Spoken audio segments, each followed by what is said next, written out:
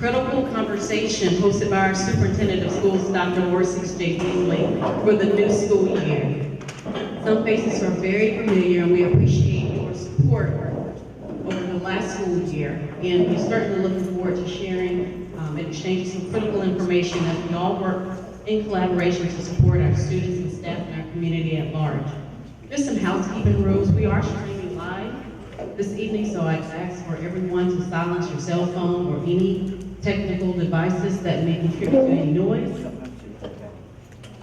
In addition to holding any questions that you may have towards the end of every presentation, we'll try not to keep you here 5 hours. And I'd also like to take this opportunity to recognize our board members that are present today. I believe I've seen Ms. Judy Johnson, who represents District 7. Ms. Jessica Reed with District 3.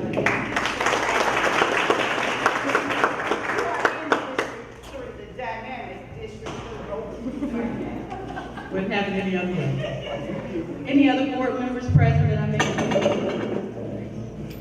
Any elected officials present? You would stand to be acknowledged this evening.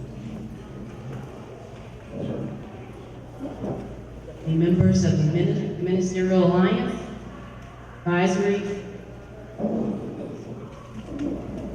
Well, we thank you and welcome you for your support and for attending this evening. You're in for a treat to learn about all the exciting things that our leadership and under the direction of our superintendent that we're doing for the school year to prepare for our students to be leaders of tomorrow.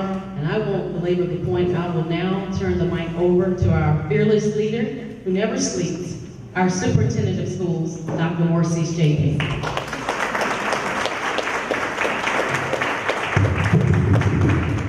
Good afternoon, everyone. Thank you all for being here on today. We're going to respect your time. We just appreciate all of you being here, our board members and elected officials that are here.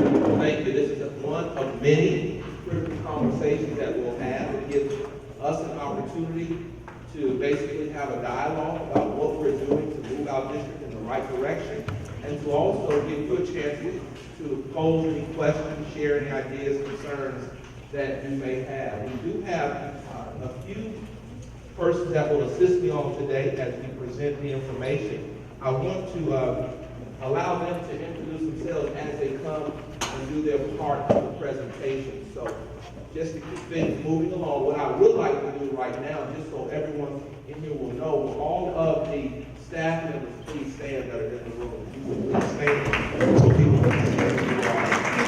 Thank you all. So again, those who will be presenting, they'll introduce themselves as they come to the mic. So you should know that this presentation is on the website, and we will be modifying and improving it as we go along.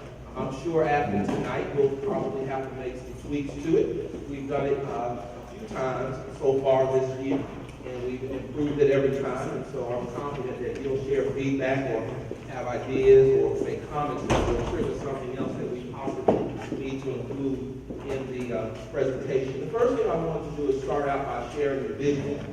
It is so important, and you should know, we'll talk about what we plan on tonight, but our board approved the vision statement that we currently have, and I think it's an excellent vision statement. It solidifies, cements the expectation that we become a high-performing school district, period. We've even gone as far this year to even define what high-performing means for us as a community. The mission is basically what we do every day. We want to ensure that our students are empowered to achieve the goals that they have for themselves. Okay? Here's some seats up here if you all want to sit up here in the front. Nicole, we know who you are. Okay. But it's important as a community, and I want to say this so clearly. Our work is to be a high-performing school district, period. There are no excuses. Whether it's urban, children of color, non-minority, minority, those are just demographic labels to us. We expect our school system to be a high-performing school system. I'm not interested in what the past was.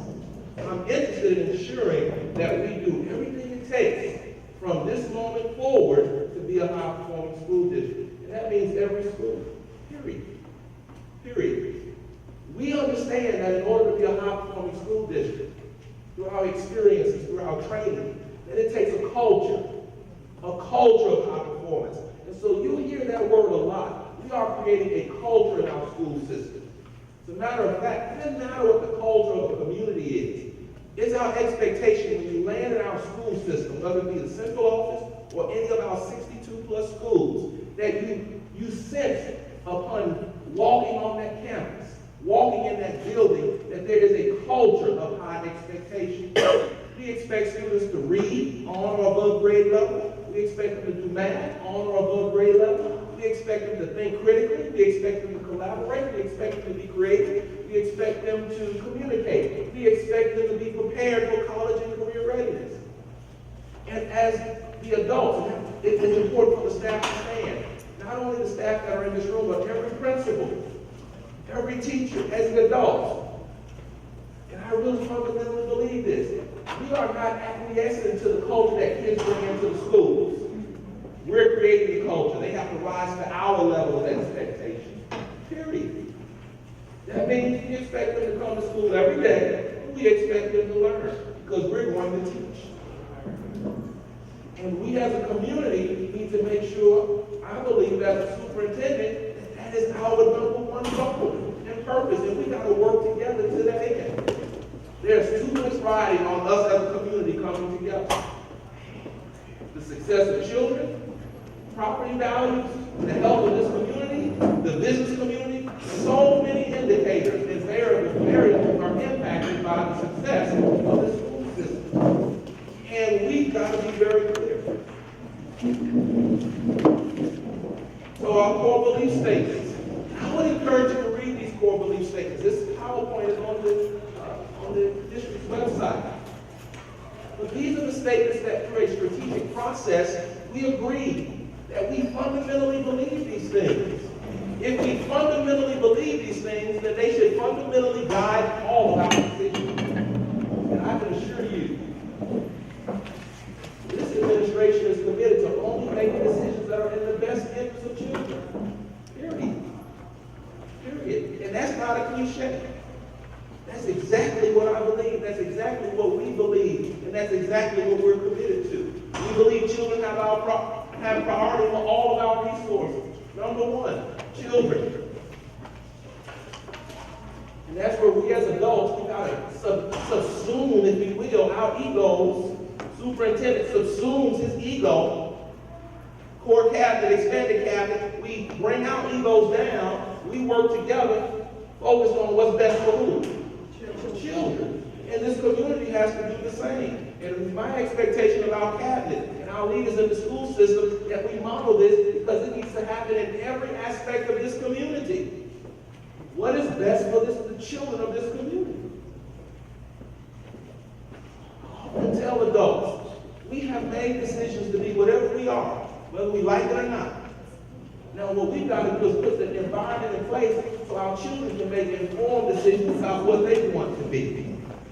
So it's not about us anymore. It's about us serving to provide them the opportunity to aspire and achieve what they want to be in life. We believe education. Go back to the belief. Education is a shared responsibility. It is just not the superintendent who's going to improve student achievement. And I want to be very clear about that, as I was last year. It is not my responsibility. I play a critical role in that, and I can assure you I'm going to do my part. But it takes everybody in this room, everybody in this community to improve outcomes.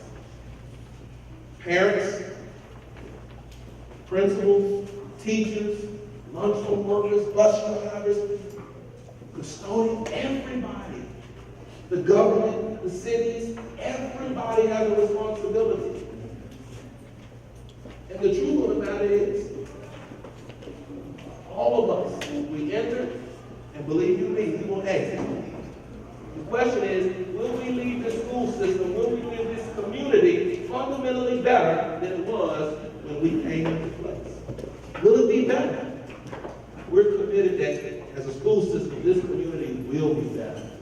because we're going to be better individuals. And as we improve, so will our school system. We believe communication and understanding among all stakeholders of our community, they're essential. That's why we have these forums. It's a very aggressive schedule, but it's okay. This is what good school systems do. Does it tire us out? Of course it does. Anything worth doing is worth putting energy toward it. Yes, it is. It's worth doing well. It provides us a platform to engage, to collaborate, to ensure we're all on the same page. Why? Because we're focused on our mission. We believe that learning is a continuous process. And you'll see, as we go over data today, our data is not where we want it to be, but I grant you it is not where it was. And it will continue to improve. And we are going to, and we are going, and we are in the process of building momentum. So whatever increases we're experiencing, you're going to see those increases even increase. The increases will increase.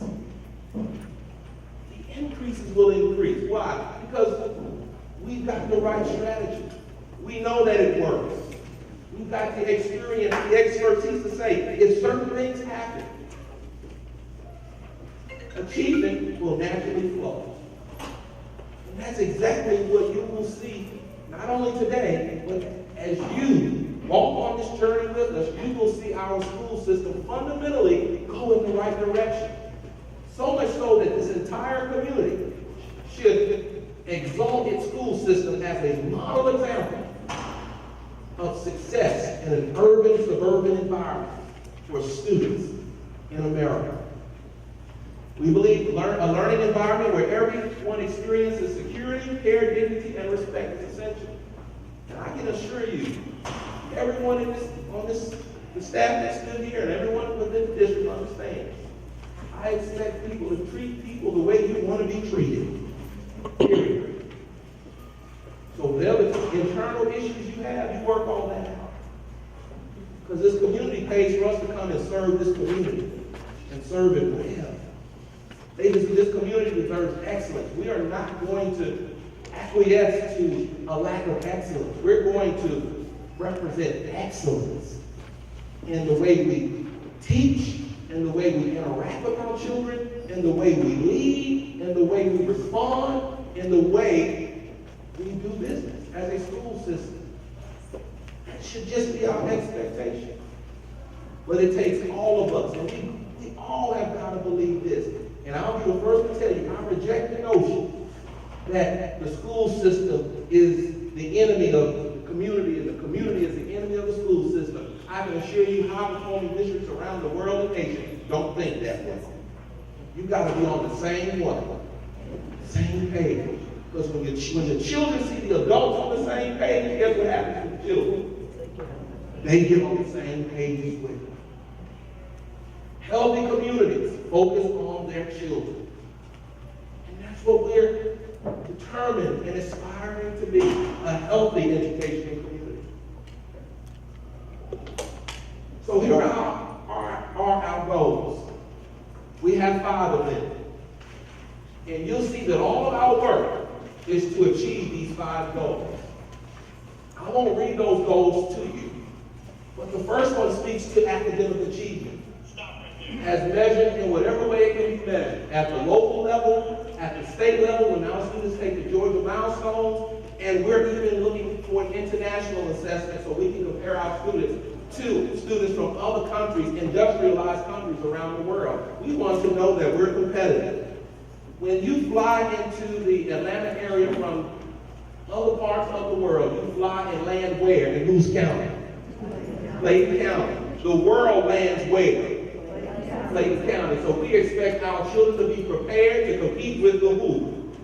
The world, and we expect them to be doing just as good or better than the places other people come from. That's the commitment we've got to have as a school system. And we understand there are those who say, oh, you can't do that.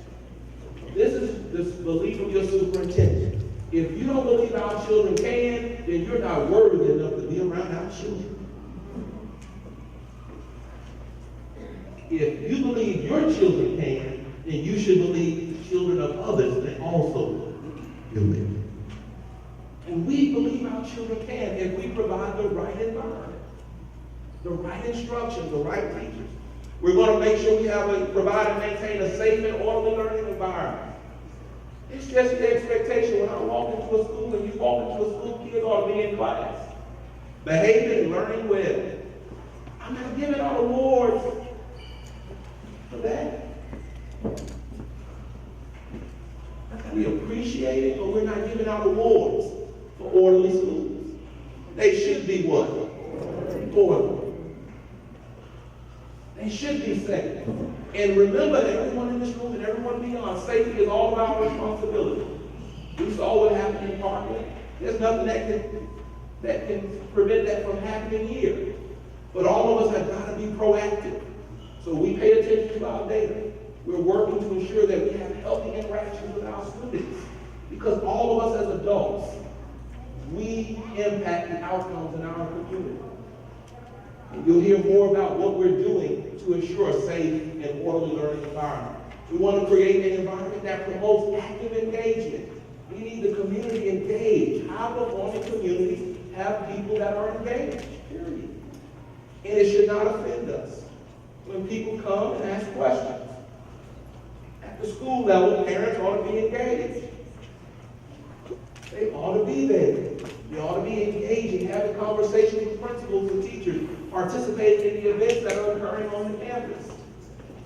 When children are playing sports, they ought to look up in the stands and see their community. You can't say children are important, and everywhere we have children, and we need to be there, we're not what? We're not there. We want to provide high quality support services delivered on time and on budget. And you'll hear about what we're doing to ensure that our students have what they need academically and all of this wraparound support to really help them not get distracted academically or to mitigate for some things that occur outside of the classroom that impacts what happens in the classroom. It's important. And that's why it takes all of us as a community. And lastly, we want to recruit, develop, and retain highly qualified and effective staff. And I will submit to you today, a year or so ago, we had 500, 600 vacancies. We're down to less than 100 vacancies now.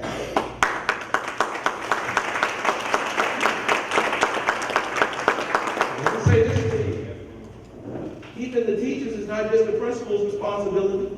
It's not just the teacher's responsibility. It's all of our responsibility. You can't cut up on your teachers and expect them to stay. Remember, you are in a very competitive metro area. If you don't treat them well in Clayton, guess where they'll go? They got a whole lot of places to go. You got to treat your teachers what? You got to treat, listen, let me tell you this, you got to treat the bus drivers well. Because if you don't, they will go somewhere else. You got to treat your lunchroom workers well. If you don't, they will go where? They will. We're in a very competitive environment. You have many school districts within 50 miles of Atlanta that you can choose to work for. And all of them are vying for the very same people. So what will cause us to stand out, to retain? We can recruit people. The question is, can we retain them? That's not just for Dr. Beasley to answer, that's for all of us. What are we doing to ensure that we create a positive culture and environment so that good employees want to remain in our school system as good employees? Yes, I have a role, a very critical role, but I'm not the only one. Everybody in this room has to play a role in that. So what's our definition of high performance? I want to take a second to read this to you so you can, and it's again posted. For our school system, high performance means the implementation and sustaining of focused and intentional actions that create a healthy organizational culture that consistently results in measured outcomes that exceed prior, predicted, planned, expected, or average outcomes, and one that normalizes improved gap-closing achievement outcomes for all students and groups from one measurement or period of time to the next. The bottom line is all the indicators that should be improving ought to be what? And all of those that should be decreasing should be what? Period. And so our actions are critical to that. A word we use a lot is efficacy. As leaders, I should not be the superintendent if I don't believe that through my actions working with this community, we can improve. A principal should not be the principal if they don't believe that through their actions working with teachers and parents, they can improve. You've got to believe that you can. And the research is clear. Certain things you do, you will get an improvement. It's not rocket science. There are many complex variables that are interacting with each other, but if there are certain things we do as a community, we should see all of our schools improve. And if we do those things consistently. And so we want our community to hold us accountable. Hold us accountable. We don't have a problem with our performance. We welcome it. If you see data going in the right direction, you ask us the tough questions. Why is it going in the wrong direction or going in the wrong direction? You ask us. What are you doing? What's the strategy? But when you ask, what are you doing? Let's make sure. Maybe we should say, what are we doing? What are we doing? What are we doing? So at this time, we've got a few staff members who are going to come and share. We're going to start out with our strategic plan, which the board approved. Its vision, the mission, the goals on December 4th, I believe it was, of last year, to begin this July. This is all of us. This is all of our work. Yes, the superintendent is responsible to the board for ensuring that we achieve these goals, but this is our community's work to improve our school system. So Dr. Wiley is going to come and get us started. Good evening, everyone. And I'm Monica Wiley. I'm the Director of Fine Arts and School Choice for the school system. What you have, hopefully, in front of you on the long sheet is an abbreviated version of our strategic improvement plan. And as Dr. Beasley stated, the Board of Education did approve our strategic improvement plan December 4th, 2017. And it took us about a year and a half to really create a document that our entire community is proud of. So what you will see is a copy of all of our goals at the bottom, and then we have our mission statement. The reason the mission statement is at the bottom is because that's the root of everything we do every day. Like Dr. Beasley said earlier in his presentation, we work on our mission every day so that we can move up and accomplish our vision, which is at the top of the page, because that is our overall goal, is to reach our vision of our school system. And please look at, it's always the user and not the system. Please look at how we wrote our statements on here. They say we will, because as a school system, we're making that promise to our students that we will do these items. We will make sure that our students are achieving at a high level. So please note that the strategic improvement plan, if you want the long version of the strategic improvement plan, I suggest that you do go to our website and look at the entire document. It is posted on eBoard along with our balanced scorecard. Right now, our balanced scorecard is up to date, but you will only see targets right now because we are in a new strategic improvement plan cycle. That's why if you go on there and you only see targets, that is why. Because we do not have the data just yet. We know where we want to go, so we posted the targets. By the end of the school year, you will see that first year's data posted to the balanced scorecard. So please, go on the school system website. eBoard is where it's located, and you can find the balanced scorecard and the long version of the strategic improvement plan. The presentations that you will see today support our strategic improvement plan. Every goal on this document will be represented this evening. So take a moment to look at those goals so that you kind of understand the flow of where we are. And who's coming after me is our data presentation to show why we have a strategic improvement plan and the need for the strategic improvement plan. Dr. Lee. Good evening, everyone. I am Dr. Ebony Lee, the Director of Curriculum Instruction and Assessment, and And I will share with you our data points from this past school year. I think it is important that we're all aware of how our students are performing, because as Dr. Beasley stated, we have shared responsibility. And so how our students spend their time beyond the school day really impacts their ultimate outcome. So I will share with you our Georgia Milestones data, our advanced placement data, SAT data, as well as our graduation rates. So this slide includes our high school end of course data. And you'll notice just from the arrows that we're trending upward in some areas, sustaining in others, and then a slight decline in 2 areas. But if you look at the content area that are assessed, those are the domains that we need our students to understand, because those are the domains of life.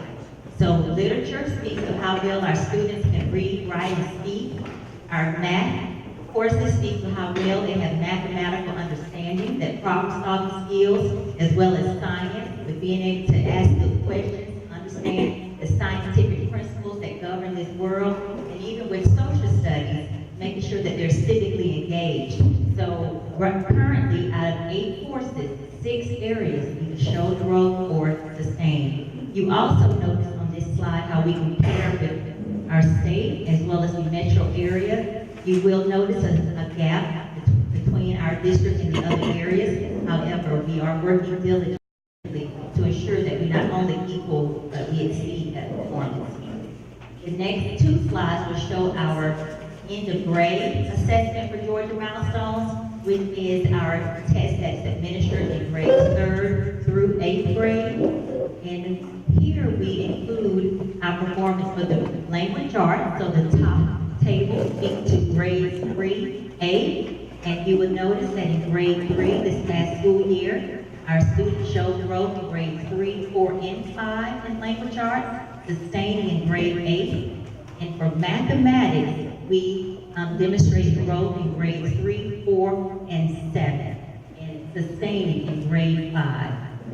And the next slide includes our science and social studies data, and then you can see at the very top the percent that we had for proficient and distinguished. We increased in grade 8 science, and we increased for social studies in grades 5 and 8. And I would like to point out that for the end of grade assessment, there's a bottom caption that just states, in comparison to the state and MRESA, our students had higher gains in grade 4 language arts, grade 4 and 7 math, and grade 5 social studies. So in terms of gains, we show greater growth. We just have work to do to, again, equal or exceed the comparison data. This slide includes our advanced placement data. So our students in high school would have the option to take several college-level courses. So these are our AP exams, advanced placement.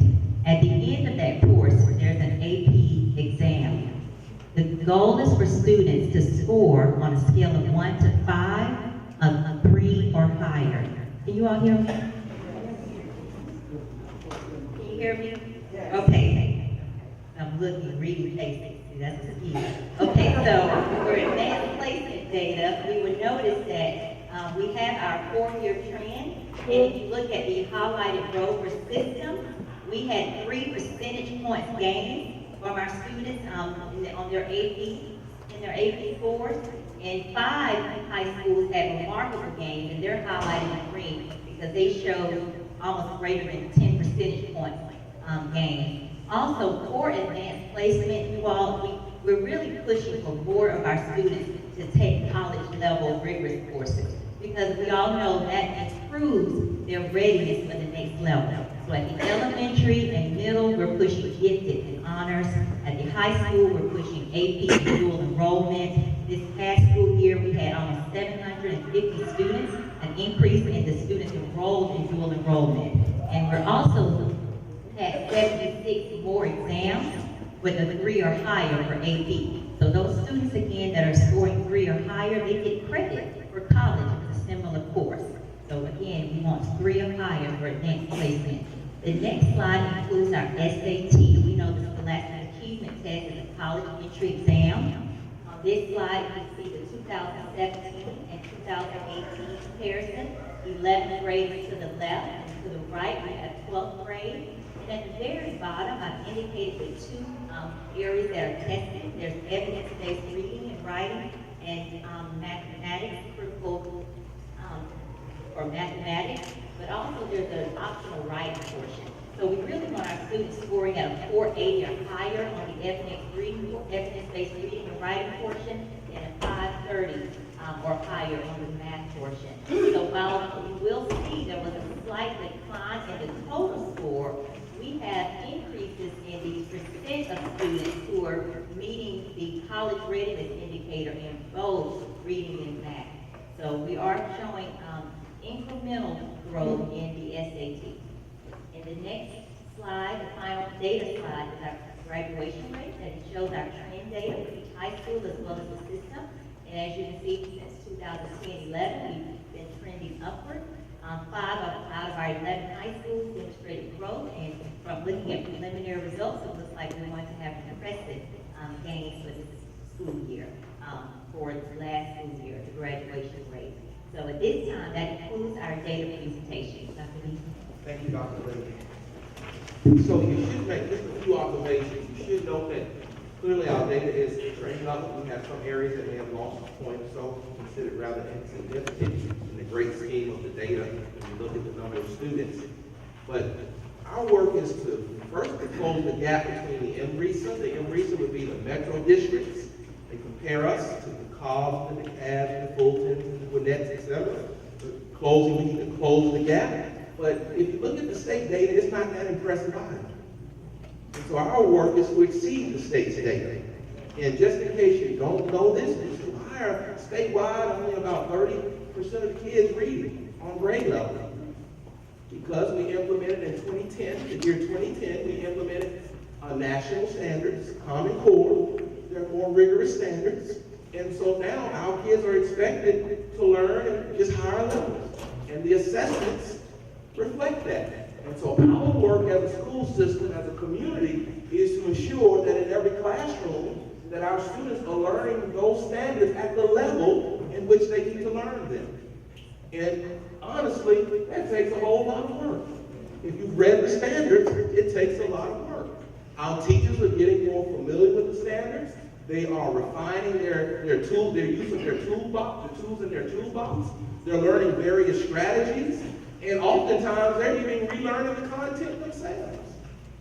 So they can teach it to the students at the appropriate level. And so that's the work that we're doing as a school system. So a few things. You'll notice the grad rate. Right now, we have, for this past year, all schools were above 60%. You said, that's not impressive. Well, considering prior to that, we had several that were below 60. We appreciate that. And so we're at 69, as a district, we're at 69.6%. So what does that mean to you? If you have 100 seniors, roughly 69 of them are graduating, 31 of them are not. We know that we're losing a lot of our students in what grade would you think? Everybody said 9th grade. And so a lot of our efforts are being focused on 9th grade because we believe, the data shares, if we can get them successfully through the 9th grade, even if they fail a course or two, but we help them recover, we can graduate them in a timely manner. And so that's what we're doing. But a few things you should know. District-wide strategies. Our focus is on ensuring that our students are thinking across the board, learning the curriculum at very high levels. In every content area, in every grade level, STEM, and you've heard the word science, technology, that's an acronym for science, technology, engineering, and math. STEM approaches are embedded in all of our content areas. And so we should see, over time, more of our students performing at higher levels. You'll see that we're engaging everyone because we believe that this is one of those variables that impacts the outcome. How do we engage everyone? We are working on redesigning and transforming schools. You'll hear more about that. You'll see more school choice options. You'll hear about our political leadership academy at Jonesboro, our other academies, the firefighter academy at Lundy's Mill and Drew High School. All of these things matter toward creating a culture of high performance. You'll hear about we'll be bringing to the board a request to approve a medical magnet at Drew High School within the next month. We've got an aviation program that we already are implementing, preparing to implement at North Clayton High School. These are the type of programs and instructional programs that you want to see, that you would expect to see in a high-performing community. If the airport resides in Clayton County, why don't we just start an aviation program? Amazing. I've been coming here for years to get on the point. The question is, do we have the expectation that our students are pilots? And some folks don't want to fly. They may want to just be a mechanic. It's okay. They make pretty darn good. 6 digits. A little overtime in there too. We've got to ensure that our kids are prepared. We're implementing very innovative approaches and options across the district. We're working on attendance. And so you'll see it is the expectation that children come to school. Period. You can't hold a school system accountable for outcomes if children are not expected to do what? Come to school. And so I'm not the type superintendent, nor is my staff the type staff that winks when the students don't come to school. I want to know where all that. I'll drive down the street. I saw a boy today in his house. And it was in the middle of the day. I was about to get out my car. And asked, why are you not in school? And I thought he could be homeschooled or something. Work on that homeschool. But what we're doing to increase the grad rate, in addition to what we're doing in all of our classrooms specifically, we're monitoring 9th grade performance. We got to get our 9th graders successful. They get to high school, it is unacceptable for them not to get through the first year. Unacceptable. Credit recovery, making sure if they do have to make up a course, and that happens all of us. Some of them need to get credit recovery. We want to make sure they do it in a timely manner. We want more kids in advanced placement, dual enrollment, and I want to be very clear so you'll know about this administration. It is unacceptable for us to be gatekeepers. We don't stop students because some grown person thinks that they can't do it. You let them try, and if they get in there and they can't do it because of whatever reason, we can roll them back. It's okay to roll back to an honors class. When you go to college, if you can't do well in the course, what do? Yeah, pick it up the next time. That's my children. You can drop the whole lot. So the point is, we don't have to. This is not, I want everybody to be clear, Clayton is not a community. This is not an administration that keeps out certain kids from AP classes. I walk into a school, I should not be the only one to notice that all the black children are in a low-performing class and all the Hispanic children in a high-performing class, or vice versa. My question to the principal is, why haven't you seen that? Clearly, you're not looking at your children and you're not looking at your data. Because if you were looking at your data, I would be the first one to notice that. So the question I have after that observation is, do I have the right principal? And so I expect, and it needs to become our norm, that our kids are expected to participate in advanced placement dual enrollment courses. You say, well, they need transportation. Are we providing transportation, Mr. Walker? Yes. Yes, we are. There are no excuses. There are no excuses. Are we providing opportunities for dual enrollment? Let's say they got to pass the active placement. They have to make a certain score on the active placement in order to participate in dual enrollment. But what if they can't make that score? We've got programs in place right now at our high schools, and we'll be pushing out an announcement to continue this year for students who want to participate in dual enrollment, but for whatever reason, they need that additional support so they can make the score to participate in dual enrollment. No excuses. All we need is the community to get behind us and tell our kids, we don't want to hear you what you can't do. This is what we expect you to what? Right to tell our children what we expect. Come on. Everybody says, this is my right. Well, you got a right to be successful, don't you? You got a right to go to college. you got a right to earn an associate degree in high school. Can we kind of tout those rights? We're trying to support our children, and it needs to be the norm in our community, everybody. Not the exception. It needs to be the what? The norm. That's just the expectation. That our kids, you have access to advanced placement, dual enrollment coursework. Hey, take full advantage of it while you are in a competitive world. You need to be trained. The research is very clear. Most individuals who drop out of college in their first year, you know why? Because they hadn't had access to the rigor. The advanced placement dual enrollment options give them that experience well before they get to college. Not only can they earn credit and save you money, but it increases the likelihood that they'll finish and they'll make it through their first year in what? Because at the college level, they deal with the dropout rate as you do at the high school level. But if you can get young people through the first year of high school, 9th grade, and the first year of college, more than likely they will earn their high school diploma and they'll earn their college degrees, whether it's an associate or 4-year degree. We've got Perry Academy. We want to say thank you, Mayor Day, over there in Jonesboro City. We keep that academy thumping with young people. You know why? Because they're motivated. They're excited that they can earn the credits and graduate from high school in a timely manner. Yeah, they do a little silly stuff sometimes. You got to go over there and tell them to stop doing something. I'm so proud that they take advantage of the opportunity. And we've got a faculty and a leader over there who understands that these kids, they want to graduate. You don't know how kids want to graduate? Yeah, they do.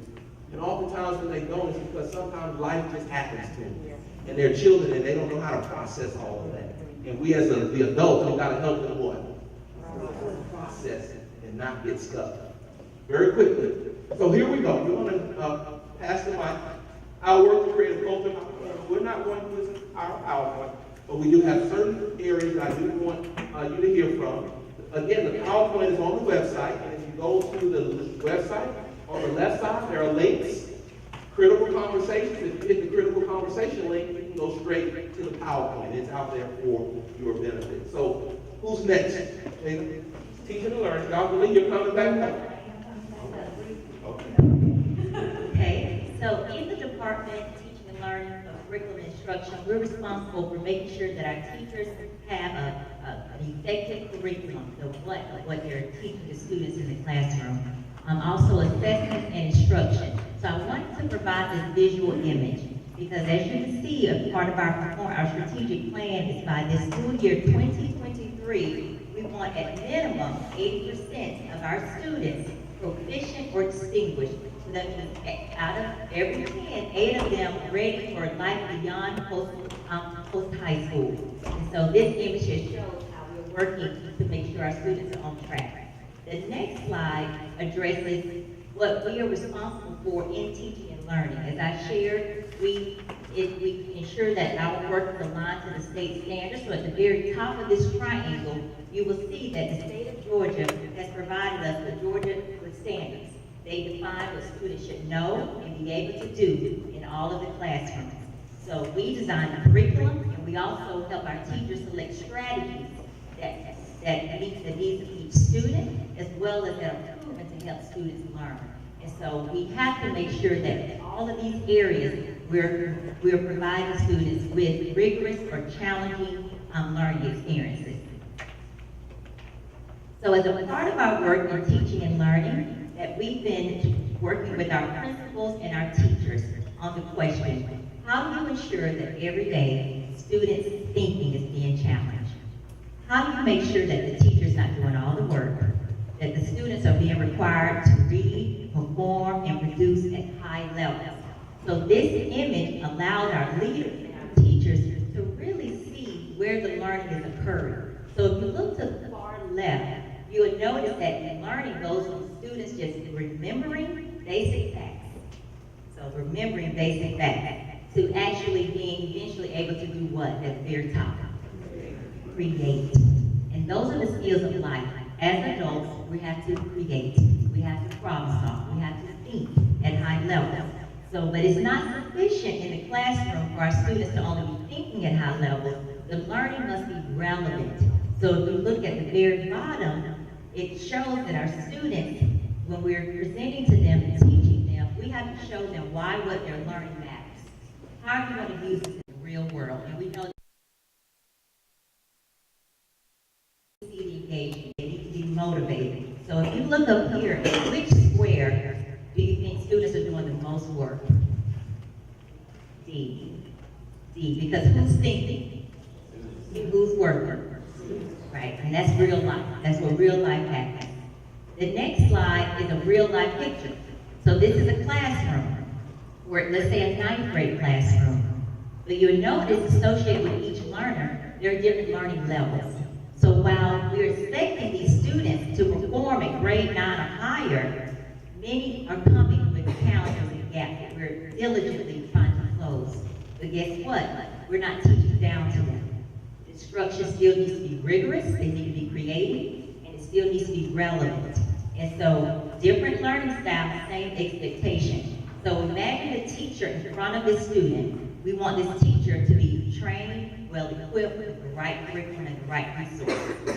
So that what we provided this last school year and going to this school year are online tools. We're maximizing technology. We know our students, they're technological learners, and they know how to use those tools. So we emphasize the teachers, you do not water down the curriculum. You teach at the grade level or above standards, and let's utilize our online tools for those personalized learning experience. So the students who are not on grade level, they're able to go into an online platform and have customized instruction. But also, they get face-to-face time with the teacher with specific strategies to express their needs. And the more we do that over and over consistently, the more we're going to be on track for reaching that 80% or higher. That's when learning becomes the norm. The next slide is just an example of the challenge.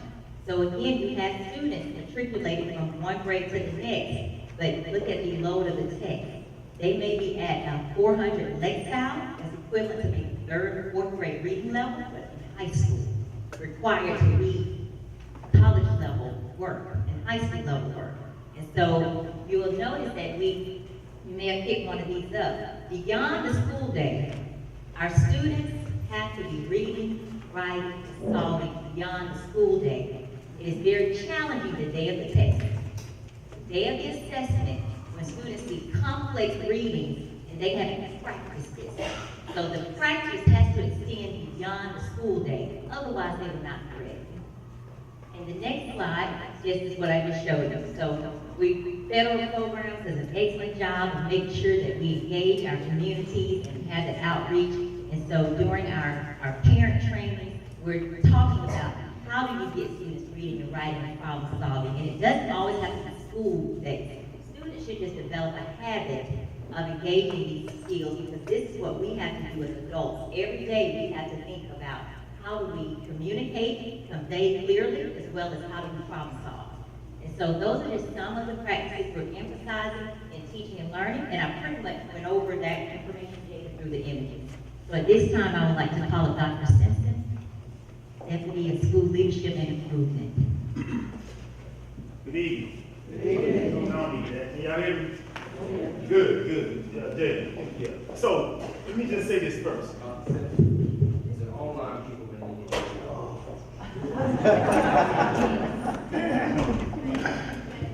Yes, ma'am. I apologize. Again, I apologize. So, the challenge with most of this, in terms of what we do, which is a good thing, I gotta say this, is knowing that as much as you hear about high performance, knowing that we have a high performance leader, and anything that he expects of us, obviously when we follow behind him, has to model and reflect what that looks like. So just know that every single time that we go before an audience or our colleagues, that we have to model what it is and what defines high performance. And I have to be honest with you, that's not always an easy task. But it's a great challenge. It's phenomenal because it makes us better. A prime example, I think it was maybe Friday morning, Saturday morning, Dr. Beasley and I were texting about 6 o'clock, 5:30 in the morning about graduation rate. And what can we do to increase that graduation rate and providing students with additional opportunities. This is something that goes on, not with he and I, but all of us, because we are thinking about the work and how we can get better 24/7. We wake up with it and go to sleep with it. That's, in my own personal definition, what high performance is and what being committed to it is. So I know you've heard a lot, and I certainly don't want to just go over some things and be repetitive. But rigor and relevance training, or what Dr. Lee spoke of, is just what undergirds all of what we've done. The principals, the teachers are being trained in this particular model. But the Coaching Institute, because we understand that it takes more than just the 2 ears and 2 eyes of the principals to monitor all of this. So we have academic coaches. We have academic coaches that are working with or alongside the principals to assist in monitoring and inspecting what we expect, because we know that they can't do it all by themselves. Go back to the leadership, the assistant principals, and making sure that our future leaders are prepared and trained to sustain and carry on the work. And that's what's listed here in the bullet where it shows the starting principal cohort. New principals induction. It's the responsibility of school leadership to make sure that our new principals are very, very successful. And they are effective, even if it's just their first year. And we only maybe have 1 or 2, which is a great thing. But we want to make sure that those principals hit the ground running. We have 4 assistant superintendents, 2 of them are here with us this evening, who provide the immediate supervision and monitoring and support for those principals, not just the new ones, but for all of the ones in their clusters. And then we have monthly principals meetings to support the work. This is our opportunity to meet with the principals and share out the information that we know is going to continue to guide and sustain the work. And then lastly, professional learning communities. Elementary principals meet as a cohort or as a group. Middle school principals and high school principals meet, and they discuss and talk about the work that's relevant to their particular organization as an elementary, as a middle school, and as a high school principal. Without a plan, obviously, we just willy-nilly. It was just willy-nilly. We have to have a plan. We have to be strategic. You heard Dr. Beasley mention this. We have to be strategic about what we do. As a district, we have to have comprehensive school improvement plans to guide the improvement and the work at the local school. And then what we do as a school leadership division is we go out and we monitor what it is that we talked about and what we share it out with at those monthly principals meetings. Because we want to see if the work is actually being implemented. That's that inspecting what we expect. And it's not a gotcha type of thing. It's not about that. The intent is so that we can all grow professionally. Because we all have the experience and the expertise serving as principals. Some maybe not in the classroom at the coordinating the district level, but we all have a level of expertise where we can go in and lend some support. And I emphasize support. We can lend support to those that's at the schoolhouse so that we can help that teacher leader, that assistant principal, and that principal to become better at what they do. And then I think this is the last one, and you've probably heard, this conversation about school uniforms. I'm not going to go over it, but I do want to emphasize this. It matters to us how our children look. I don't care if we have uniforms or not. You can wear a uniform inappropriately. The clothes, you determine, an individual will determine how they wear the clothes. So whether it's a uniform or whether it's or not, children are expected to wear the clothing appropriately, whatever that is. That means pants on the waist, not wearing knit drips, not slits and cuts and holes all throughout their garments. That's not what we expect. That's not our performance. We expect for them to look like students, high-performing students, and that's uniform or not. So there are no changes to what that expectation was from last year. But we do want to emphasize that we want them to look a certain way. And there's some other expectations along with that. For example, I was in a school today, and this is the world that we live in. Every child that got off the bus had some form of earplugs, earbuds, they had something in their ear. Or they would walk in and they would text. That's the world that we live in. So I asked the assistant principal, as I heard the child, every child that walk by a teacher that had earbuds in their ear, I heard a staff member say, take earbuds out. The assistant principal, I probably heard her say about 9 or 10 times, take out your earplugs. I asked the principal, after hearing him saying about 10, 15 times, how many times did you say that already? So the question that I asked him was, are you really trying to enforce something that you really can't do? Think about the amount of time. I said, why don't you consider this? Why don't, as a staff, everyone in the entire building, before a child crosses the threshold of the door, they have to take their plugs out. But that 5 minutes in between class transition, that they listen to their music.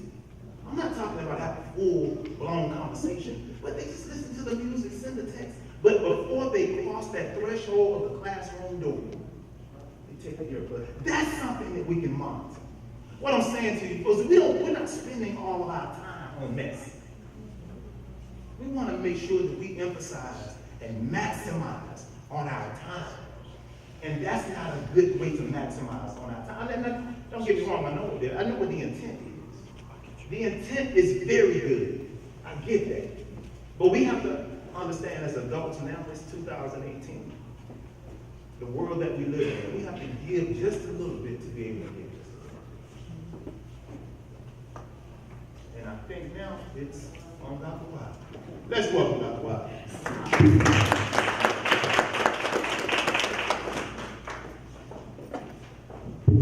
Good evening again.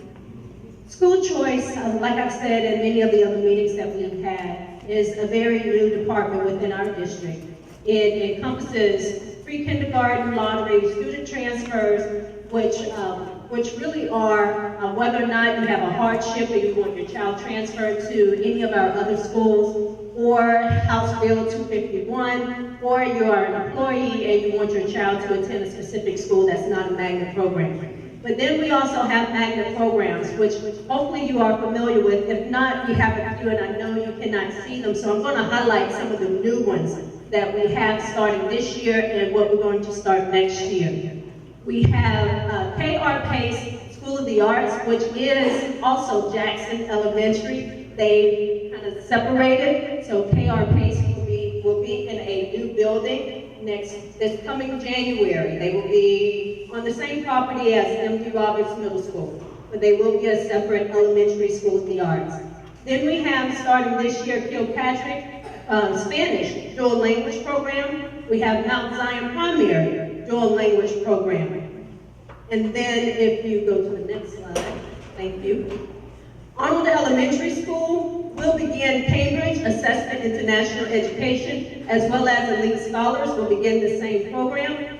And the way that I describe Cambridge to everyone, and I say this exactly the same way, if you remember IB, International Baccalaureate, IB and Cambridge. Cambridge is IB on steroids. You still have to take the assessments and you can earn a Cambridge diploma, as well as an IB diploma. Jonesboro Middle School is seeking international or IB candidacy, and so is Jonesboro High School is seeking IB candidacy. Lee Street has already received their candidacy. We're through the planning phases this year, so hopefully everything will go well with Lee Street Elementary this school year, so we can begin IB in a probationary period come August of 2019. And then, of course, Rivers Edge Elementary School Chinese Dual Language Magnet Program will begin in August 2020. Let's see, Lake Ridge Elementary French Dual Language Program. We will begin accepting applications for that particular program in October or next August. But if I confused you, we do have this lovely card here that everyone should have. It's a save the date card. And it is in Spanish, English, and Vietnamese, all three languages on the front of this card. And we will have a school choice fair where all the schools will be there to speak to you and your children about the different opportunities that we do have in our district. And like Dr. Beasley said, we just met with Charles Drew. The principal told me to call it Charles Drew High School so they can rebrand. Charles Drew High School Medical Sciences Magnet hopefully will be approved. We're going to take that to the board in August, the end of August, correct? And I am meeting with North Clayton High School tomorrow to discuss a possible magnet program. So we are trying our best to expand our programs. I suggest that you go on our website, the school choice website, on the district's main page website, and you will see all the upcoming programs, all the upcoming dates. We try to keep that website very current because we have some special dates on that particular website. But I'll be here afterwards if you have any questions. Dr. Wilson, Chief of Human Resources. Thank you, Dr. Wiley. Good evening. James Wilson from the Division of Human Resources. I want to share just a little bit about our work in human resources. You may have heard earlier that Goal 5 of the strategic plan is to recruit, develop, and retain highly effective and qualified employees. So a lot of what you heard today, we cannot make it happen. We can't be a high-performing district if we don't have the right people. We firmly believe that the majority of our employees are the right employees. As you may have heard many times before, that there's a shortage of teachers. Well, it may be. We have a different way of thinking in Clayton that it's not necessarily a shortage of teachers. We have to do a better job of retaining those that we have. So, David, go to the next slide for me. In terms of our key work, here are some of the things that we're responsible for throughout the school district to support all of our employees throughout the district. And I won't read all of these to you, but there's a plethora of things that we support our employees with. In terms of our priorities, in terms of retaining our employees, teachers are our primary focus, but we will work for retaining all of our employees. We have developed, we're in the process of developing a retention task force, which will cover all departments throughout the district, teachers, custodians, across the gamut, to make certain that we're putting things in place to support our employees. If we don't retain them, as you heard earlier, they will go somewhere else. All districts are competing for the same pool of people. The numbers are not growing, so we have to do a better job of hearing what the concerns of our employees are, addressing those concerns, to make certain that we are supporting our students. Subsequent to that, we have to make certain that we're doing a better job in using the dollars that we have to recruit teachers to our district. Primarily, we recruit for teachers, not so much other positions throughout the district. So in terms of the dollars that we have, are we using them strategically to make certain we're going to the right places, we're having job fairs at the right time, and we're hiring the right people to support our children? And lastly, which is equally important, is that we're taking a look at our data in terms of not so much student test data, but in terms of the performance of our employees. For years, most school districts, Clayton included, probably was in a mindset of compliance when it came to performance evaluations, just making sure everybody got it done. Well, we started this year, we've had a couple of meetings whereby we are taking a look at the results of those performance evaluations, primarily teachers and administrators, to make certain that we're looking at them in terms of different quadrants and scores, look at our high-performing employees, look at those that may be in the middle and those that may be a little lower, make certain that we're providing support to those that may be on the lower end, to bring them up to the middle and eventually to the higher scoring quadrants through the evaluation system. So with that, the goal should be that those at the bottom move up and those in the middle move up. And we'll do that through collaboration with our professional learning department, curriculum and instruction, to make certain that appropriate training is being provided for our employees to get them where they need to be. Ms. Benton, our Chief Financial Officer.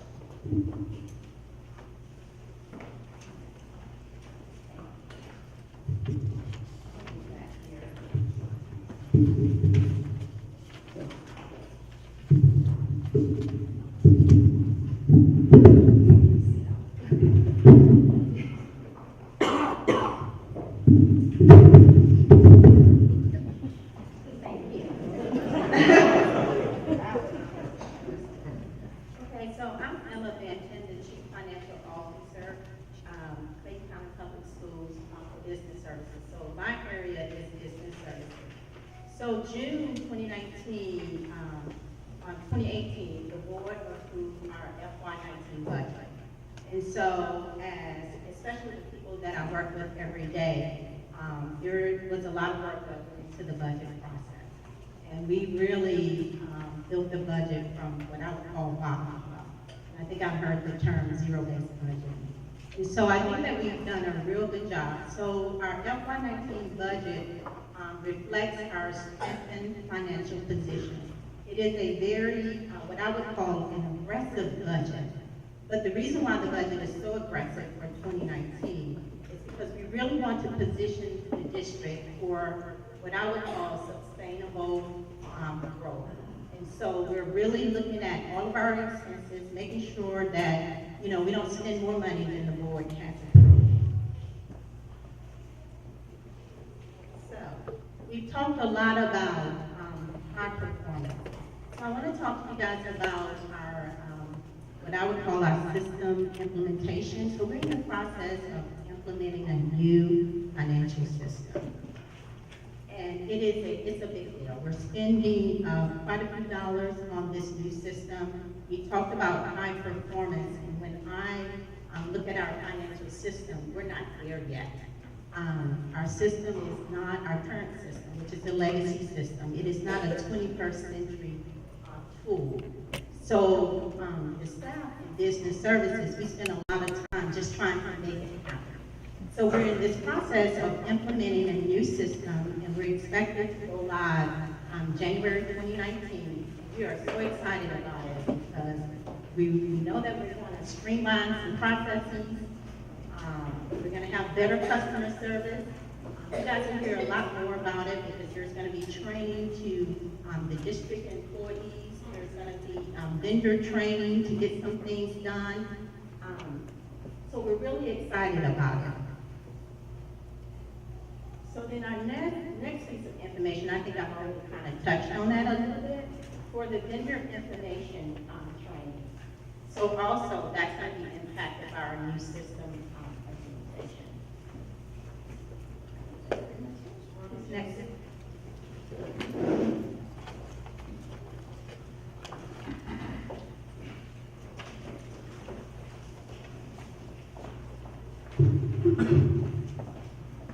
Good evening. My name is Ronnie Joseph. I am the Director of Construction. Our department is responsible for capital improvements throughout the district, as well as managing SPLOST dollars. I'm here to report that your SPLOST dollars are at work. We've been very busy this year. SPLOST 2018, we opened up the new East Clayton Elementary School, 125,000 square foot facility that houses over 900 students. This summer, we have replaced HVAC units at 2 high schools as well as 4 middle schools. Throughout the year, renovation will be ongoing at Jonesboro High School, Riverdale High School, Adamson Middle School, North Clayton Middle School, as well as 4 elementary schools. As you heard earlier, renovation work is underway at the KR Pace School of the Arts, which is scheduled to open January 2019. That said, SPLOST 5 will come to an end in December 2019. SPLOST 6. On March 19, 2019, there will be a special election to continue the SPLOST program. With a majority yes vote, we will build a new STEM elementary school, middle school, and high school, along with a new college and career academy. I would be remiss to not bring up that SPLOST 6 will buy new buses. We have an aging fleet, as well as there's an initiative to buy new Chromebooks for each and every student to extend learning beyond the classroom environment. All in all, SPLOST 6 will generate $280 million, and it'll be for a period of 5 years. Thank you. So Jay, if you would just keep it there, I wanted to say this relative to SPLOST. So as Ronnie just shared, SPLOST 5 will end in December of next year. On March 19th of 2019, a special election for SPLOST 6. And while we as employees of the school system, we cannot advocate that you vote yes, we can tell you this, that if the referendum fails, all the things that we mentioned will not occur. So that's not my burden to carry along with it. If the community wants STEM schools, if the community wants extended learning beyond the classroom, one-to-one devices, if the community wants us to continue to renovate schools and upgrade HVAC systems, if the community wants these things for its children, and the community votes for how it wants to vote to secure these things. So again, our responsibility is to ensure that we have a SPLOS, we manage it well, and currently it's been managed very well. Every audit report for SPLOS affirms that, and to basically continue to make efforts toward the next SPLOS. And so we're doing our part, getting the word out there. It's time for the community to decide. Now, there are those who will say, well, we don't want a penny sales tax. The question is, are the children important? Yes. Are schools important? Yes. And have you even noticed the penny you paid now? No. But when you walk into the new East Clayton Elementary School or Lisa Collars or rolling out our phase 1 of our extended learning beyond the classroom, that one-to-one initiative, when you see these things, all of these are the result of SPLOS funds. And so, again, I can't tell you how to vote, but I can tell you what you won't get if the referendum fails. Also, you should know that a part of the Unison, that's our new finance system that Ms. Benton mentioned, we will be going to the semi-monthly pay. That means employees will be paid twice a month. It's a big deal. That's a very important thing, because sometimes we can't recruit high-performing teachers because they're in places where they're paid twice a month, and they don't want to come to Clayton and be paid how many times a month? Once a month. Most people now, I know when we started out in education, we were all acclimated and used to get tipped once a month, and you had to plan everything. But how many of you know, the systems have changed now, and technology has changed, and Clayton, it's about 18 years into the new millennium. It's time to come into the new millennium. New millennium. All right. So at this time, we're going to do Q&A. We'll give you a chance to ask any questions that you have, and we're going to do our best to respond to whatever questions. So we can turn the lights on so we can see everyone. And feel free. We'll try to get the mic to you. We appreciate the room. Okay. Consider maybe in the near future being a little more versatile as far as closing the gap with other schools like in Cobb County and elsewhere, where they do offer vocational courses like construction, farming, daycare. For those students, we want everybody to take college. We really do. My graduate is geared to that, but there are some of us that will not go to college, but we do want to make a job with honest living. And with those kind of those kind of thoughts and actions, I don't know, like I said, I'm a graduate. I know when my kids graduate, they got to do so much food before graduating. And by affiliating ourselves with those entities that do offer daycare or farming services, it could assist also. Well, it would be a touch point for those kids in the middle school to give them an idea to really progress toward high school. You know, once they meet certain criteria, they can take this course.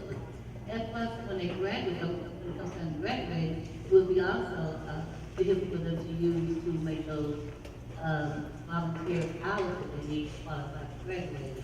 And I just want to get in the future, are we We're already in the future, Grandma.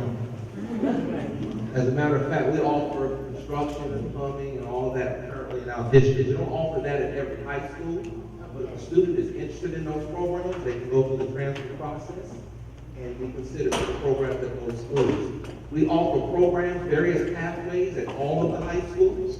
Once we do the College and Career Academy in the future, once we get Class 6 funds, that academy will have more innovative programs. It will not duplicate programs that exist at the schools, because we want students to come to the academy for very specific innovative programs.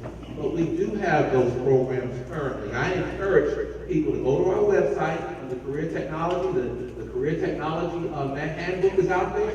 It identifies all the programs by school and gives you a great description, the courses that the students must take to complete a pathway. And I'll say this, as we're talking about pathways, we need every student in Clayton County to complete at least one pathway. The students who complete a pathway have a graduation rate of about 94%. So why aren't all of our students completing a what? Pathway. And so, I don't like playing, even when I was a student, I didn't like playing around in the 60s. I needed to be high enough in case I bombed out on the final exam, I could at least make C as a course. But we need to stop playing around with that 69% grad rate and get our kids in the 90s. And we know that if they get connected to these pathways, career pathways, that their grad rate is in the mid-90s. Because they like the courses, they're doing things that are relevant, that they enjoy, they come to school, et cetera, et cetera, et cetera. So as a community, when we talk to our children, we need to make sure that they are enrolling, signing up, selecting a career path. And they can do more than one career path. Next question, Dr. Beasley. Dr. Beasley, can you just say to the grandmother, we keep using the word vocational, that's the word we use. The word now is technical. And I just had the same conversation with a constituent today. There are 17 classes, well, right now you can go to Atlanta Technical College for free for 17 careers. Real close. And one of them is in the industry. We have the movie industry. They can go for 2 years and come out making about $78,000 without a 4-year degree. That's available right now. We have kids that graduate with a dual enrollment that have a technical diploma before they even get our diploma for graduation. So it's just a different word now. Okay, thank you. Thank you. Thank you. Dr. Beasley, first of all, I wanted to say that you all put on a great presentation, very informative. Thank you very much. My question is, what are the technical improvements that you all plan to make in 2019? When you say technical, I want you to... Technology. Oh, technology. Rod, I'm sorry. Thank you, sir. Rod is our chief of IT. Technology will come and share what we're doing. Mention the technology initiative and the classroom upgrade. So the two things that SPLOS will take care of in this upcoming school year is the digital classroom refresh. We are placing 75-inch interactive flat panels in all instructional classrooms, along with document cameras and student response systems. Now, while we don't have enough funds out of SPLOS to supply every teacher with the student response system, fortunately, through federal funds, principals can supplement that equipment and add to their inventory at the school. That's one of the things that we're really excited about. In the past, what we had was projectors. You had to turn the lights out to see those projectors. The interactive flat panels that we're putting in now, they're 10-point active screen, where 3 or 4 students can touch the screen at the same time and interact. Teachers can use document cameras. We even presented or showed the entire board what that solution was going to be. I have to brag. If you saw my video the first week of school, I was using one of those interactive panels. I brag about him every time I go in his office. He's got a big 86-inch in there. And if the superintendent can model it, then that's where it's making out of our administrators, teachers, and then those trickle down to the students. The other very exciting thing, the other thing that we're very excited about is last year, Dr. Beasley did several of these events around the district, and he did one specifically for students. And some of the students asked the question, Dr. Beasley, when do we go to computers like our peers in Henrytown and DeKalb? And he came to me with the challenge and didn't really know how we were going to fund it, and we worked it out. We talked to Dr. Beasley about doing a phased approach. So this year, we're highlighting what we're calling the extended learning beyond the classroom. Most districts call it a one-to-one. We intentionally didn't call it a one-to-one because we wanted to focus beyond instruction. Technology is not a silver bullet that's going to solve any instructional problems for students, right? Dr. Lee spoke about that. So we intentionally called it that. One of the schools is right here in this community, District 3, North Clayton High School. The other one is Bath Middle School, Harbor Elementary, and Brown Elementary is the other one. So we're really excited about that. And what's going to happen is, the goal is to start out with 3rd, 6th, and 9th grade of those respective high schools. And then by the year 2023, 22, we should have a one-to-one or extended learning beyond the classroom. Each student will have a personal learning device from the 3rd grade all the way through the 12th grade. With the younger students, what we're going to do is repurpose those devices so that your kindergarten and pre-K, 1st grade and 2nd grade will have a one-to-one like experience. So they won't take those home yet, because most of the research says kids are more responsible starting at that 3rd grade level going up to 12th grade. So that, I hope that answers your question. We need a yes on the slide. We need Just a note, I see everyone, hands are raised, but we're trying to go in pecking order, what I remember. So I'm going to start here. I see that gentleman, and then this lady, and then I'll proceed. I am and will acknowledge you. Jada, I should say that to the one-to-one or the extended learning beyond the classroom, it's a phased-in approach. So it is contingent upon SPLOST 6 funds, hint, hint. I'm a 30-year resident of Clayton County. And an employee, make sure they know. And an employee of Clayton County. I actually have 2 questions. My first question is based on the legal climate in our community. Based on what? The legal climate, the things that go on with the police and all that throughout our community. If we ever thought about expanding our legal justice thing to all the schools so kids could be aware of their legal rights when they have to confront police. I also had another question was, have we set a time frame where we going to see some concrete results of what we are talking about? And if the results are not met by that time frame, do we have a backup to say, well, we need to change this, we need to change this to get to where we're trying to get to? 2 good questions. The first question is about safety and security. First of all, remember we said earlier, safety and security is everybody's responsibility. We have SROs at the secondary schools, that would be middle and high, grades 6 through 12. SROs are at those schools. We have campus supervisors, security personnel that are also there. But remember, every school, K-12, has a school safety plan. So safety is everybody's responsibility. But not only do we have SROs at the secondary level, we have SRO teams. While we don't have SROs at every elementary school, we have a team of SROs that support our elementary schools, where we are also doing programming as well. So you'll hear programs like DARE, drug awareness, resistance education, other programs. We're making sure that our students are aware and building a positive rapport. Don't forget also we have a school district app. Hopefully all of you have downloaded the school district app. Under the school district app, there's an opportunity for students to report anything any concerns that they may have that could impact their safety and security. If they have personal concerns and they need counseling or they may be going through a crisis, they can also identify if they need support.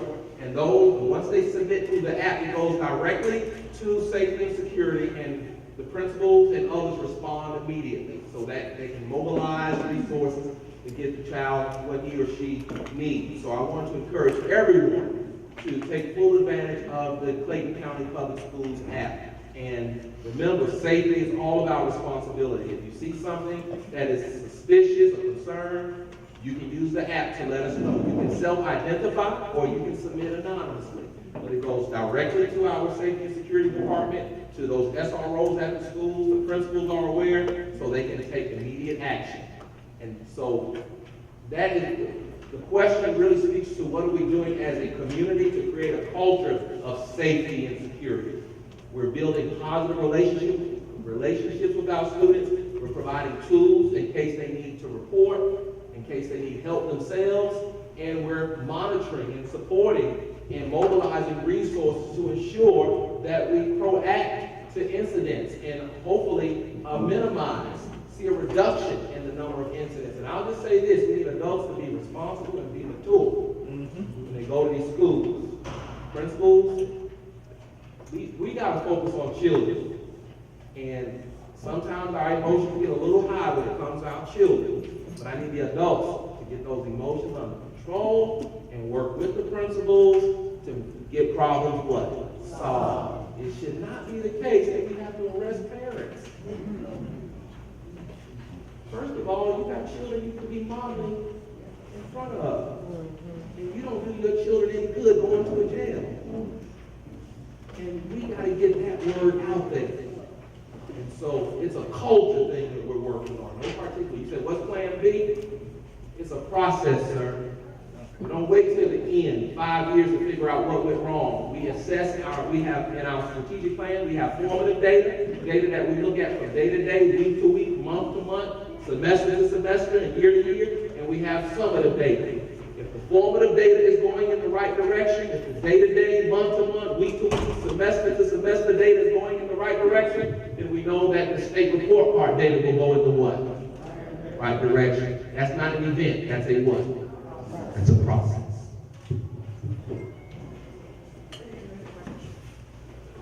I just have a question. Has the graduation date for 2019 been set? And who sets the date? If it's Manhattan, so why is the county the only county that has not set the date? I'm planning something. Every county around us have the date set up, but they can plan from last year. Well, let me tell you why it hadn't been set, because since we don't have a facility in our county, we have to get a contract with a facility in order to have graduation. And so, right now, beg your pardon? So last year you had it at a certain place. It wasn't built this year? Well, it was so expensive but we were able to get it down to a lower price this year, so we'll be bringing to the board a modification to our calendar to have graduation, I want to say on, was that August 24th?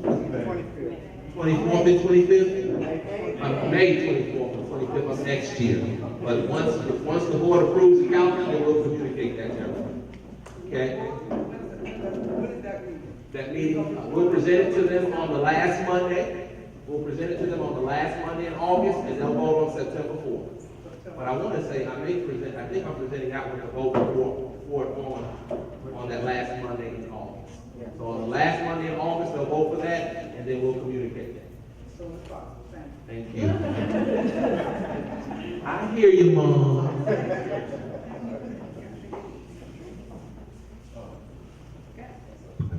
Hello, everyone.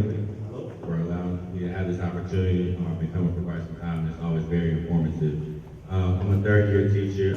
I recently completed the CAP program, which is a very good program. I feel it very much prepared me to be, thank you very much, prepared me to be a teacher. But now that I'm out of that program, and I'm in my third year, I remember all the surveys and all the committees I've sat on, they did ask for my advice. Now that I'm entering my third year, I'm thinking like, oh, there's some things that I'm thinking of now that some first-year teachers right now in my district probably could use some information, some guidance, and strategy. I am still in contact with my TDS and the team that I work with, so I know I can communicate that information, but my question is it possible for us to create some sort of forum or group for teachers to go and discuss things like specific standards, specific concepts, what life as a teacher is like. We've done a couple of things, how to improve your pedagogy, things that you could do to volunteer, different resources you could tap into. There's so much information, and I feel honest in saying that I don't think you're ever been fully 100% prepared to be in the classroom, but I feel that if you can create a nice support team or a group that on Saturdays at this time, I know I can go and it's just going to be an open forum or a specific forum to go and get advice. I would encourage you to look at your professional learning catalog, and I will always say, if you're at a school, work with your principal, those are great. You don't need the superintendent's approval to create opportunities where your colleagues will come and talk about how to plan well and how to do it. Work with your principal to do that. But if you would utilize our professional learning catalog, you'll see numerous of opportunities for those type of activities, to participate in those type of events and activities. And teacher, Dr. Lee, you want to share that? So, we probably received a communication this week, or last week, regarding teacher impact conversations with Dr. Beasley and members of curriculum an assessment, and the first round of those conversations will be the last week in August. So August 27th for grades K2, August 29th, grades 3, 5, and 6 through 12. And also, we have unit cadres. The name we use is essentially a forum for teachers to come together after hours. We're trying to use a blended model, and I think you participated with Tanya Potter, Ms. Potter, or Ms. Holloway. And in the unit cadre, we talk about the upcoming unit. So just what are some potential the standards that we're learning? What are some potential misconceptions our teachers may have? So this unit cadre and the teacher impact sessions are 2 opportunities, along with these sessions in the professional learning catalog. Thank you. And then just one more something really quick. I did see the email, and I know you guys spoke about the new college and career academy. I personally have studied abroad in England. Are there any opportunities within the district or in schools, even down to the elementary level? I don't know the specifics of the galleries of it, to allow students to study abroad, whether that's in another state or another country, and gain that international cross-cultural experience. Because for myself, it was very, very powerful and truly changed my life. And I think that if students could do it at an earlier age in life, before college, I think it would be very beneficial to their overall experience.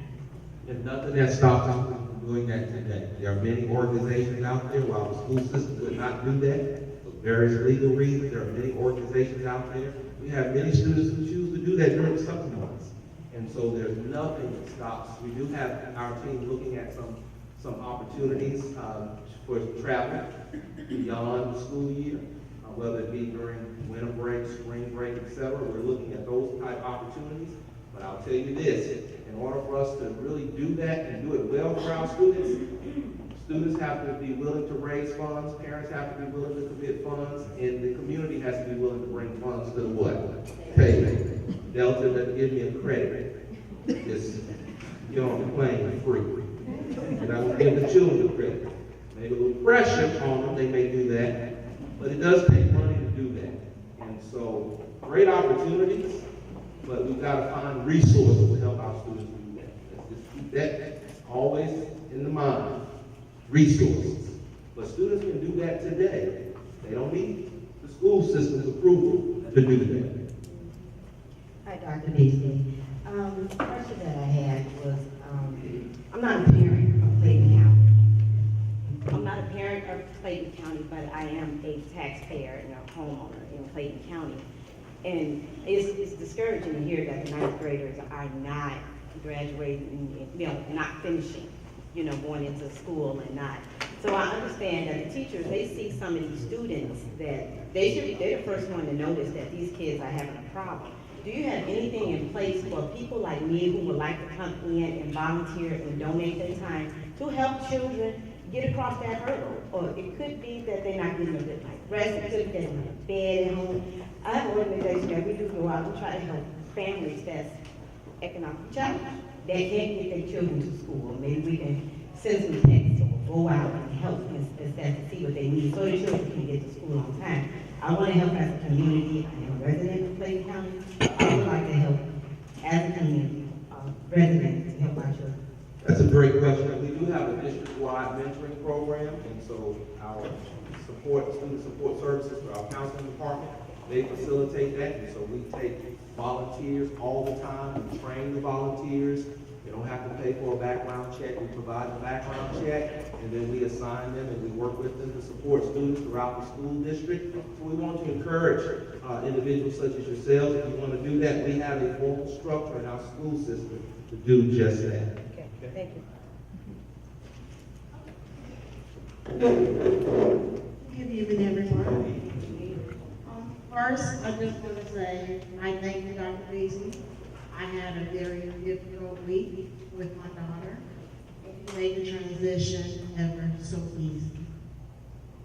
And congratulations to my nephew who attends Lovejoy High School. Has just been accepted to the National High School Honor Society. But I continue to say that Clayton County is on the rise as a parent and a community leader. I am ever so active. I have a nonprofit which is Attitudes on Power. To the man who was speaking about traveling abroad, I I also volunteer with International Experiences, and you're always looking for volunteers to work with foreign exchange students. And if you volunteer, your child can go travel abroad for 3 weeks in Germany free of charge. So there are things out there, just people are not always aware. I just want to share that.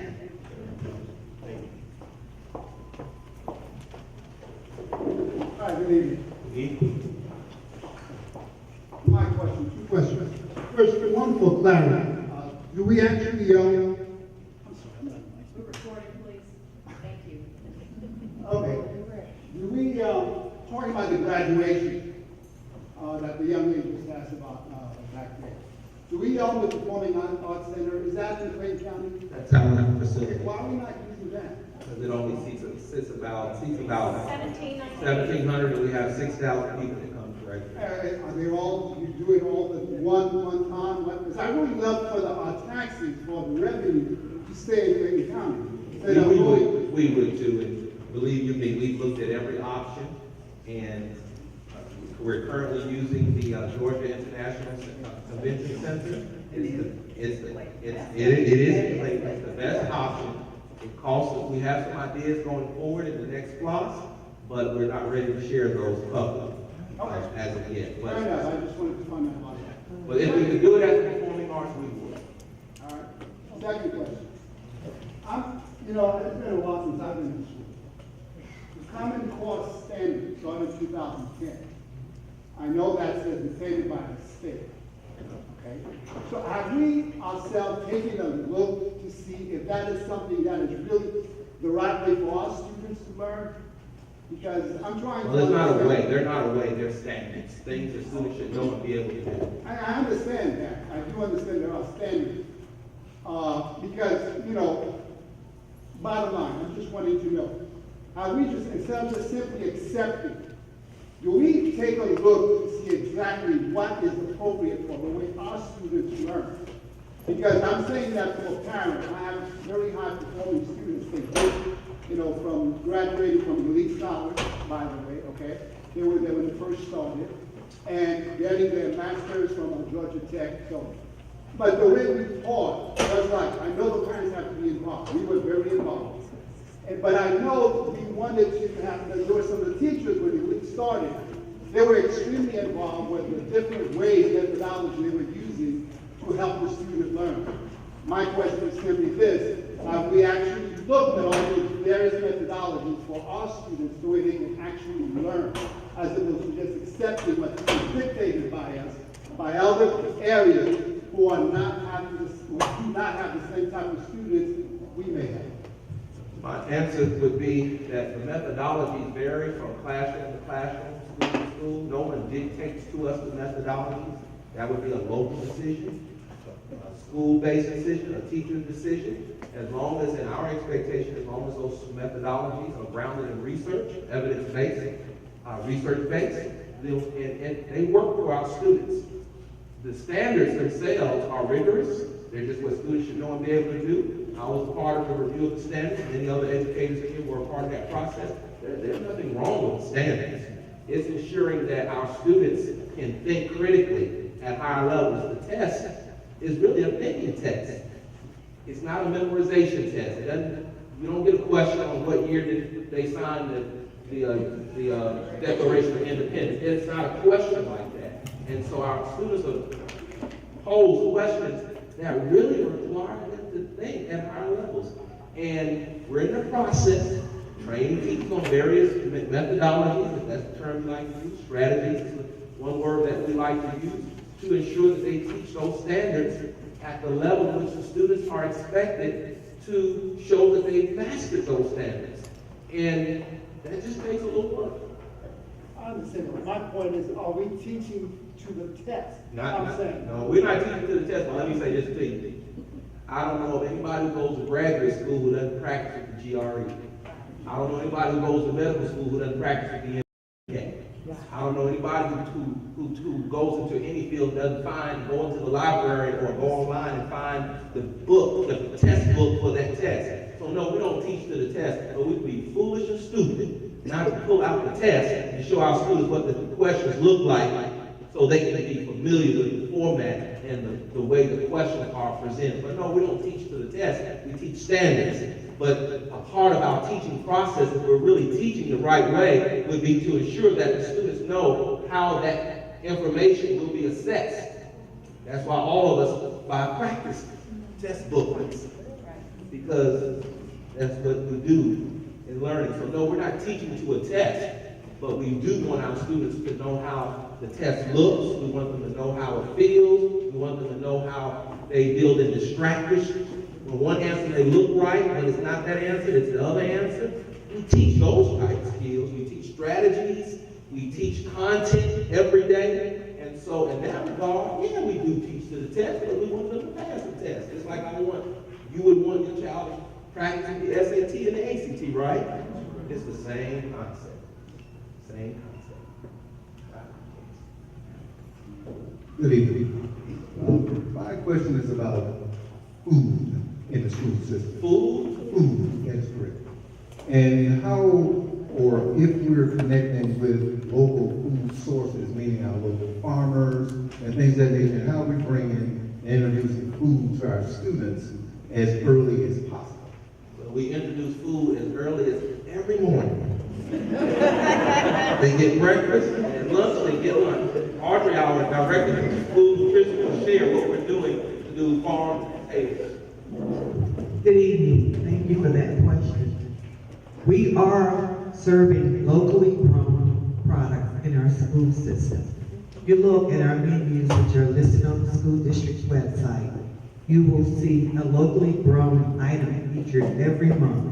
Not only do we talk about the locally grown item, we share the data, we share the nutrient content, we share all that information about the locally grown item on the menu for our students. Did that answer your question? Yes, some. Now, the students and how they're being introduced to how their food is grown and where it's sourced. Yes, that information is a part of the locally grown information on the website. It tells you whether the place of origin and also the nutrient content of that particular, how it values when you eat it, what it does to the body, how the body consumes it, absorbs it. Whether it's vitamin K, vitamin C, vitamin A, vitamin B, those types of, that type of information is being shared. Commissioner Gail Hambrick, we want to publicly thank her for allowing us to utilize the space this evening for hosting our meeting. So thank you, thank you, thank you. Actually, I want to thank you, Dr. Beasley, and your staff for coming to North Clayton, Mission District 2. But my question is, how far along are we with the SPLOST 5? We're in the 4th year, and it ends in December of 2019. How many projects left? Oh, projects, I don't know if he has that information in his head, he may have it up there. I don't have an exact number of remaining projects. I went through what's coming up in the next couple of years.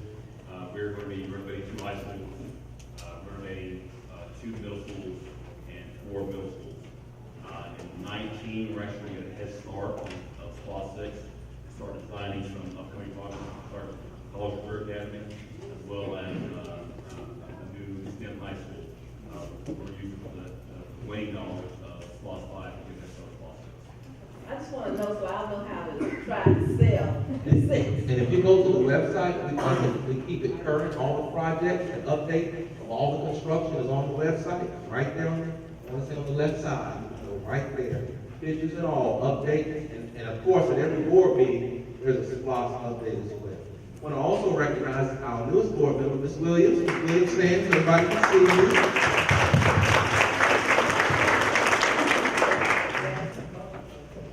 Jasmine is a whole guy. Our board member elect, she hasn't been sworn in yet. Jasmine, good to see you here. She'll be sworn in January. Ms. Ham, you said, tell them a high school? Yeah, Ms. Hamburger, might be a new high school up here in your district. Oh, okay, so that's my high school.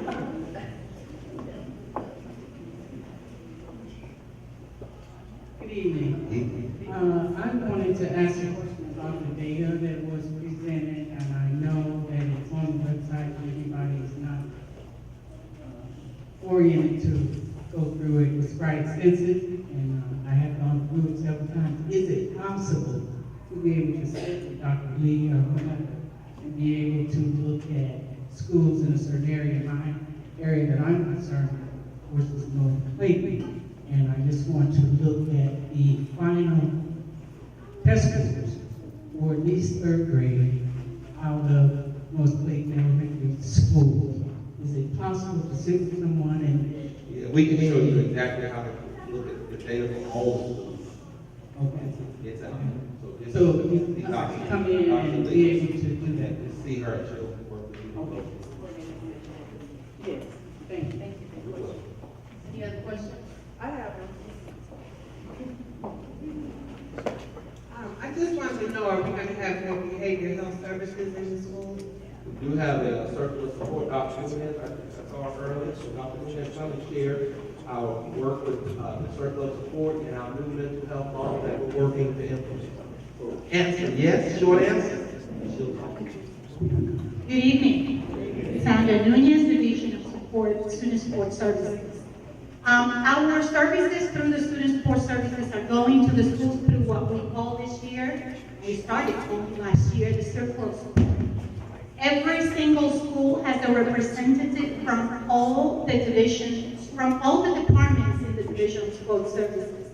That is our students with disabilities, our social workers, our counselors, our behavior support specialists, our psychologists, welfare.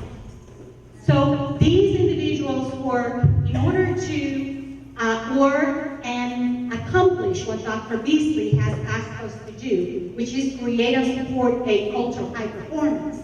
These individuals work in collaboration, supporting principals, supporting assistant principals, supporting everyone in the school, teachers, to build the capacity and create an environment that is safe and orderly for our students. So in relation to behavioral health, we are developing through our Student Support Services department a wellness model that includes mental health and physical health for our students. We are working collaboratively with community organizations, what we call a collective impact model, and our students will be referred through a very structured referral process. We are going to have a vetting system, a vetting, what I call process, to ensure that the providers that are giving our students mental health supports are qualified to provide those services. And we're also going to ensure that we meet the needs of our students as we identify those needs based on the data, based on observations and evaluations of those students. So does that answer the question in relation to? Yes, ma'am. Thank you. Thank you, Dr. All right. Well, thank you all for your participation on this evening. Again, we appreciate this opportunity. And that being all, we will say have a great evening, get home safely, and hopefully we'll see you at the next critical conversation. Thanks again.